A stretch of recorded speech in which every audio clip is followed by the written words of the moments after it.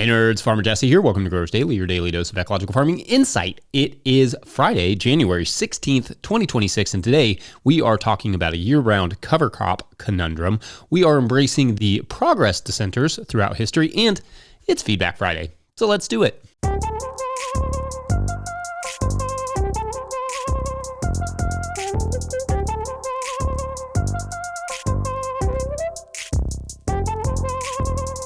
All right, happy Friday to you all. Has it been a good week for you? Have all of your hopes and dreams of this January materialized so far?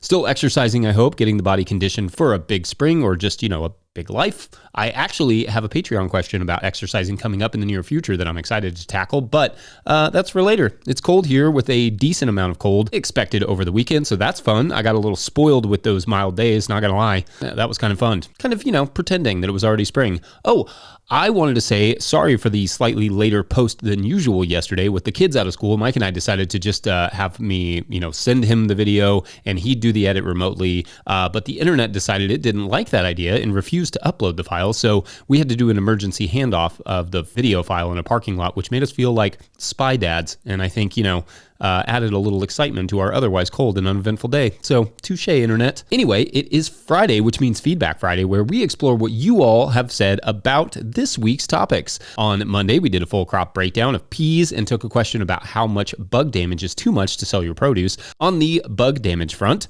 at Devin Clement wrote, quote, "I always keep my bug damage veggies for myself and sell the best looking stuff," end quote. Indeed, there is a long tradition on farms of using the seconds in the field as kitchen produce and saving the best stuff for the customers. When you sit down for a farm meal at a farm, oftentimes you will get some funky looking produce, and it will also taste better than any meal you've ever had. Also that day, I mentioned that I was reading Bill Buford's book, Among the Thugs, and at USA, O-U-S-A, wrote, quote, "Bill Buford is a wild author. Read his book Heat when I was chefing in a past life too. That led me to Among the Thugs. Thanks for all you do. It's amazing knowing someone with such similar interests and experiences is out there. Fifth year market gardener here," end quote.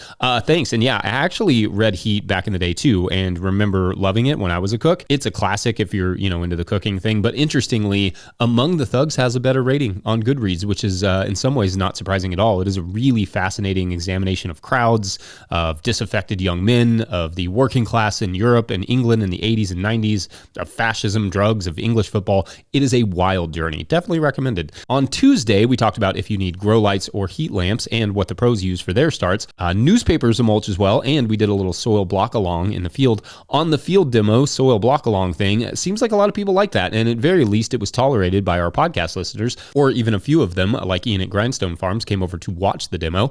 I plan to do a little more of that thing as they make sense and hopefully try and find ways to make it fun for the podcast listeners. There were a few specific questions and comments in there as well that I think I can address at a later date, maybe in the field, like hands-on Q&A. So if you want to go back and add questions to the comments there, maybe Mike and I can knock that out at some point. That should be fun. That day at Doug Lee asked, quote, "Why are you wearing an expensive $140 US dollars sweater while working with mud? Are you back on the bottle? Do you not have any Goodwill work clothes to wear? Hope you're doing all right," end quote. So no, not back on the bottle, going on almost 2 years sober now, and I still feel annoyingly good every single day. So I think the Patagonia hoodie, it's actually the one I'm wearing today, is actually $119, not $140, but either way, I didn't buy it. I stole it. Kidding. Several years ago, Patagonia advertised with us, and as a bonus, sent us some gear, including this particular hoodie. The idea is that it's part of their workwear, so I dutifully work in it, and it works great. Honestly, though, I work in almost everything I own eventually. That's kind of how farmer clothes work, I guess, right? We buy something maybe mildly nice for market, or quote-unquote city clothes, and eventually it gets worn out enough to work in it. In fact, I tried to explain this to Patagonia when I was there out for a separate event like a couple years ago, that farmers do not buy a lot of expensive farm clothes. Either they go to Goodwill for that, and or their regular clothes get worn down enough to eventually become their farm clothes. Maybe we buy like a work jacket or coveralls, maybe we splurge on some boots and maybe like a slick hat, but otherwise, Farmwear is the retirement home of city clothes. To Patagonia's credit, they are one of the few advertisers we've ever come across that give us absolutely no expectation to wear the product in videos or anything like that. Free stuff sounds like a perk of my job, but it is mostly just a burden, with companies expecting a certain number of posts or mentions, even if you don't like the product. And we accept very, very little free stuff anymore for that reason. Patagonia was a cool exception. They just said that they like what we're doing and wanted to offer some gear and support. So shouts to that, and I will happily wear your clothing into oblivion. On Wednesday, we had Jamie from Old North Farm on to talk about the transition from professional cook to farmer, as well as some tips for selling to chefs. And no surprise that episode was met with several positive comments. At Philiflam wrote, quote, "What a great episode. I love the part about growing food just to give away to the community. For years, I've dreamed about asking my city if they'd like to start a program where we utilize unused city land to do a small farm specifically to feed the homeless populations of my area, of which there are ample amounts, but I just don't know how to start. Maybe even have the availability to pay locals for day labor that they'd like to do. Less profit drive, more a way to provide food and employment for the down and out," end quote. Yeah, I love that idea. And there is plenty of examples of that sort of thing and plenty of room for that sort of stuff out there. Where there's a will, there's a way, as they say, I suppose. But feeding people who can't normally afford our food is always a challenge that many of us care about. It's difficult finding the balance where you earn enough money to keep these things in business, but also provide food in that way. So I loved hearing about how Old North has used underutilized farmland to help facilitate that idea. Very cool stuff, and big shouts to Jamie for coming on. Then on Thursday, we covered just a whole slew of topics. One of them was alfalfa pellets, and at Stephen Rogers wrote, quote, "Alfalfa pellets probably won't be any slower to decompose and release their nutrients than using meal. What you are somehow missing is that the pellets completely fall apart into the meal as soon as they get wet. Giving them a quick shot of water after spreading them does the trick," end quote. And I think that's fair.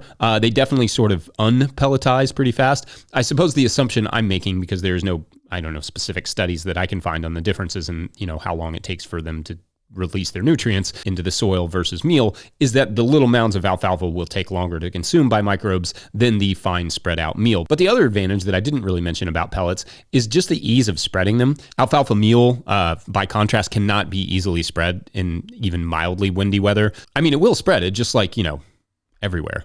I also that day took a question about sod netting, and at Dave J wrote, quote, "The first step I would suggest is not doing anything to collect sod netting. Tarp the area and kill the grass first, then use a hard garden rake to scratch the first inch or two of soil attempting to lift the fabric out of the ground," end quote.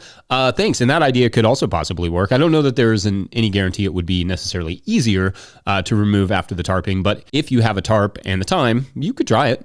Anyway, great stuff as always this week, friends. You rock. Otherwise, we're going to take a quick break, and when we come back, a year-round cover crop and solarization conundrum for you. BRB. Today's episode is brought to you by Johnny's Selected Seeds. Johnny's Selected Seeds is a proud supporter of Growers Daily. At Johnny's, they do more than sell seeds. They grow them. They trial them to see how they perform on Johnny's research farm in Maine and across the U.S. and Canada. Only the best varieties are added to their catalog and website. When you need proven varieties you can count on and detailed guidance from seedling to harvest, consider Johnny's your trusted growing partner. JohnnySeeds.com. That's JohnnySeeds.com. Today's episode is also brought to you by Ohio Earth Food.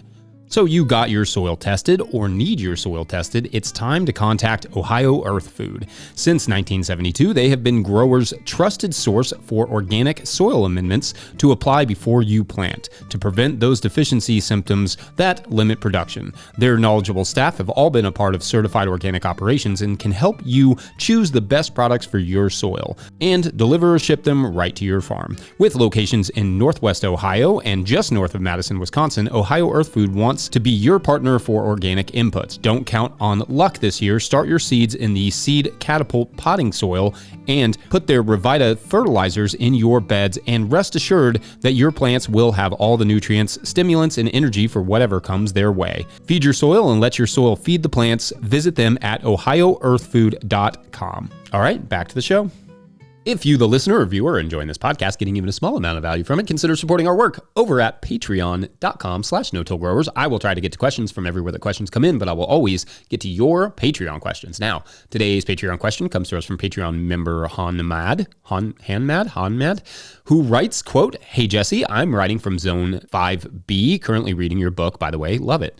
I live in a suburban area and for the last couple years have been slowly replacing my massive lawn with pollinator habitat. Now that I've got that going, I'm planning on getting some garden beds started in the spring. I've got some back issues, so I'm planning on building raised beds. Between what I've read in your book so far and other materials, I really like the idea of resting a bed followed by occultation or solarization. What I'm thinking is to select one bed to plant with a cover crop that will be left to grow for a year, so I'll have 3 beds producing food while one bed is quote unquote resting.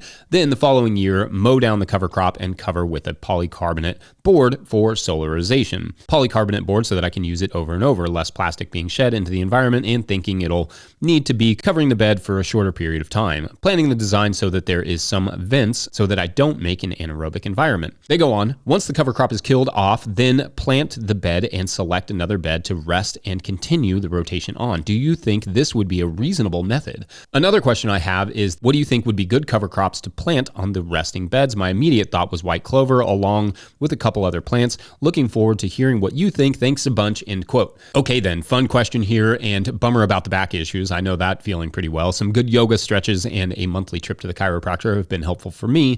But like I said in the intro today, more on that later. All right, so cover cropping a bed for a full season and then using polycarbonate to terminate it. That's an interesting idea, and I don't think I've heard of anyone using polycarbonate. That's like what you see on the front of greenhouses. It's kind of that thick sheets of plastic. I don't think I've heard of that before. They come in 4x8 sheets, so in theory, you could build the beds in such a way as to have it fit directly into your beds, which is kind of neat. Like you could just slot it right into it, but whether or not it would have the desired results is a bit of a different question. First, in order for it to be effective in solarizing the soil, I would avoid the vents. Otherwise, it becomes kind of a solar oven, dehydrating your soil. Or in the best case scenario, stuff gets supercharged by the heat and grows strong, which is also not really what you want. Anytime clear plastic is applied to the soil surface, the duration of that application should really only be a couple weeks tops, so as not to negatively impact soil life. So with that short of a time period, any anaerobic pockets that could be created won't really be a long-term issue. With the polycarbonate, it would be hard to lock in the sides enough to adequately do the trick, I'm afraid. Though, again, if the construction is spot on, it could fit rather snugly. In general, I'm not a huge solarization fan, only because it can be harder to control than occultation, and it can awaken weed seeds deeper in the soil. At least that's been my experience. On the cover crop side, clovers can work, but you'll need to mow it to keep the seeds down. The issue with cover cropping for a full year is that there are very few crops that will do well for a full year. Like everything has its season, right? Even perennials like clover and alfalfa will die back at some point during the season, at which point they can get weedy. Best bet is to have a plan to plant one spring crop, like maybe perhaps like sorghum Sudan grass or something, then a late summer one, perhaps something like cowpeas or teff, and then a winter one, perhaps something like winter rye and vetch for winter hardy cover crops, or field peas for winter kill cover crops. That, of course, would require more management, but what you don't want is weeds taking over your fallow beds in the heat of the summer when the clover takes a siesta. Anyway, I hope that was a little bit helpful. Otherwise, we're going to take a quick break. When we return, we dissent. Be right back. Maybe. Today's episode is brought to you by Mowing Organic Seeds. Mowing Organic Seeds is celebrating their 30th anniversary with 48 fabulous new varieties for 2026. Highlights include downy mildew-resistant cucumbers, a poppy that looks like cotton candy, and 12 new tomato varieties. Mowing offers more than 750 varieties of certified organic, non-GMO vegetables, flowers, herbs, and cover crops, all trialed for optimal performance in organic growing systems. Mowing has the professional quality seeds and supportive grower reps to get you from seed to harvest. Visit highmowingseeds.com to request a catalog and use code 26NOTILL, all caps, for 10% off your order of $100 or more. That's highmowingseeds.com. All right, back to the show. All right, so I've been thinking about the idea of dissent lately, of differing in or not conforming to popular opinion, especially when it comes to, things that feel inevitable. I'll explain. Several years ago, I remember reading this 1987 essay by Wendell Berry called Why I Am Not Going to Buy a Computer. In it, Berry explains that as an activist against coal mines, he could not in good conscience support a tool that requires more energy, but he feels like it's being forced onto him, onto everyone. He writes, quote, "I do not see that computers are bringing us one step nearer to anything that does matter to me: peace, economic justice, ecological health, political honesty, family and community stability, good work," end quote. The computers were coming, but Berry was saying he does not see their value like others do, and in fact, quite the opposite. He felt like they were antithetical to his values. Now, I bring this story up because obviously we are in a technological revolution of sorts with AI and automation. These tools represent a significant society-altering leap in technology. Through every technological revolution, however, there are voices like Berry on computers who say, do we actually need or actually want this? And for the most part, that little dissent seems silly or quaint now with computers so ubiquitous.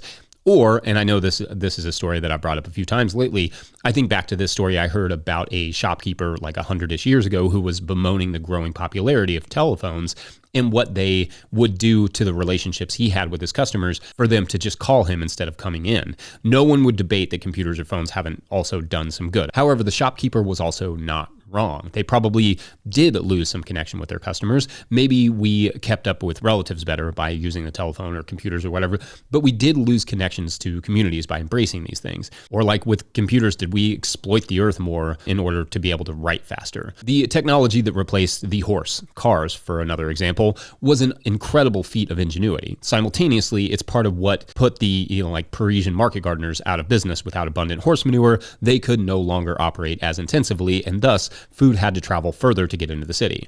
And I'm not saying there weren't some environmental benefits to moving on from horses, but that the energy and enthusiasm went into an industry that caused just as many problems, if not more, instead of solving the problems brought by the horses. My point, I suppose, is that there is a long history of technological innovation, but a much quieter history of reasonable dissent against this innovation, against this sort of quote-unquote progress. Often those voices are shamed or disregarded, but that doesn't mean they were entirely wrong. People have stood against every technology and mostly been written off, and I wonder if at some point that dissent doesn't need to be heard and heeded, especially with something like AI, which mark me among the people who think we, or at least the average person, does not actually benefit from access to this technology, especially in comparison to the harm it will bring. Especially with AI, we are entering a world where we are told we need it or that it's inevitable. In fact, the other day I was having this conversation with a friend who was, talking really positively about how AI could, for instance, potentially create content for content creators. They could, set their AI agent to task and it would take care of the rest while the creator did other things. But my thought was, okay, but who wants that? Who would watch that? Who actually wants that product? Not me, not most people. I don't need something that's created by AI that just aggregates all this information from other people without even paying those people. It was clear in that conversation, and it's clear just in general, that people don't really think about that. Tech gurus get excited about the first one-person billion-dollar company, basically a company which is run mostly by AI agents, and then just maybe has one owner. And again, what customer wants that? Who is buying that product? We are sold these ideas and dreams because dreams are more profitable and easier to craft than realities. However, the dissenters throughout history are the ones who simply ask that question of do we want or need this?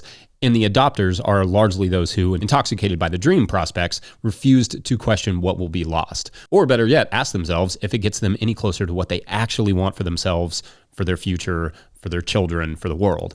I've said it before, and I can hear the arguments for AI in terms of its place in medicine, science, etc. But what happens to art, to writing, to jobs, to music, to society as a whole when we remove all that work, when you can just type into a search bar, draw me a picture of a cat, instead of learning to draw a cat, instead of seeing all the intricate shades that make a cat look like a cat or fur look like fur. Now, it is not lost on me that I use a computer, that I use a camera, that I am definitely in the system. But so was Barry with his fancy pen and paper, the typewriter that his wife would use to edit his work. The difference between the dissenters and the embracers isn't that they're perfect. It's that the dissenters see a vision for what they want for the world. For me, a more ecological, environmental, healthier world, and weigh that against the technological progress forced upon them. They're willing to look silly in history to at least try and say, do we need this though? Can we first at least make what we have now better? more sustainable. So I guess that's me, and hopefully maybe you, saying that we don't really need this energy-intensive technology, taking farmlands and jobs, doing our art for us. Maybe this time, let's try and put that money and energy into the soil, into fixing the problems all the other technologies that we have embraced have caused, the problems that we were warned about and then laughed off as a society. Anyway, I challenge myself sometimes here to articulate these random things that are sort of banging around in my head, but I also lean on you all to help critique and refine them. So I look forward to your thoughts and musings over the weekend. Otherwise, speaking of, let's start that weekend and say good night, lamp, good night, moon, good night, Friday, see you soon. Also, good night, moon is a literary masterpiece. Just needs to be said. Don't forget, No Till Growers is now a nonprofit 501c3, so donations are tax deductible and greatly appreciated. Please make sure to like and subscribe and or follow wherever you're getting this podcast. That's an easy way to help us out as well. Enormous thank you to all of our show sponsors. And if you'd ever like to sponsor the show, you can reach out to Farmer Michelle at notillgrowers.com. Huge shouts to Willie Breeding for the theme music, Mike Hilbert for the production help and editing, and also my wife Hannah for absolutely everything in the world. Also, shouts to Epidemic Sound for the background music that you can hear. Pick up a hat or a copy of my book, The Living Soil Handbook, at notillgrowers.com to support our work. Big thank you to everyone over at patreon.com/notillgrowers, where at a certain level, or if you just bump up from one level to another, you sign up in the month of January, you get a shout out on the show. So big shout outs today to Kyle Richardville, Patrick Weaver, Alex and Oliver, Bill King, Chris Yates, and Ian at Grindstone Farms. Shouts to you all. These are our beneficials and our Sunlight supporters, keeping this thing rolling. All right, so Max, junior at the farm high school, is excited about the potluck that they do every week because that's when he gets to see Sophia. Sophia does not go to his school. She lives in the city with her parents, but she's curious about the school and loves to ask questions and hang out with Max. And sure enough, Sophia is there when Max arrives, and they share a smile and a laugh and sit down at a table together to chat. Max tells Sophia all about his week, about the fire management techniques they were learning, about the history class. Sophia remarks on the history of the farmer decline, how bleak that sounds, how wild the idea of a supercharged rust-infecting technology is. And just then, her cell phone chimes. Everyone laughs and looks at her. Sorry, she says, I thought I turned it off. And Max smiles. She's charming. And Sophia says, well, I'm glad there are people like you here doing this school. Who knows? We may need you one day. Let you think on that. Thanks for watching and or listening. We will see you on Monday.